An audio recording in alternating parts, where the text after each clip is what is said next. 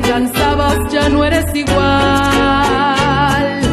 Eras como una cascada con toda la fuerza, voluntad y alma para trabajar. Tu sueño era verlos grandes, luchando en la vida, padres de familia, sirviendo al Señor.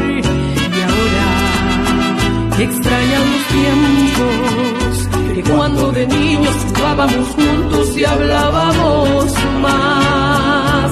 Eres un tesoro tan grande, el ejemplo más bello que allí donde sea yo puedo copiar. Porque me has mostrado el camino, me enseñaste las letras, las bellas palabras de mi Cristo Jesús.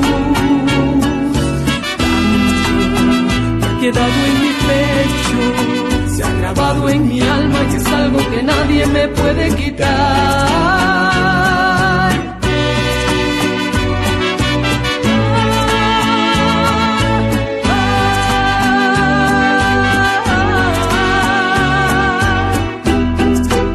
Oye a tu padre, aquel que te engendró, y cuando tu madre envejeciere, no la menosprecies.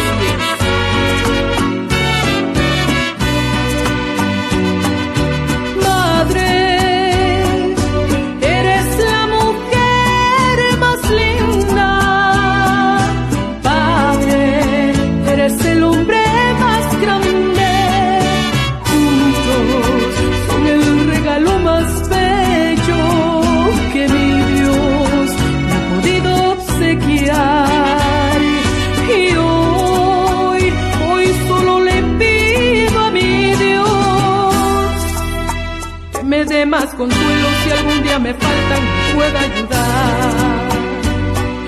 Y hoy solo le pido a mi Dios que me dé más consuelo si algún día me faltan.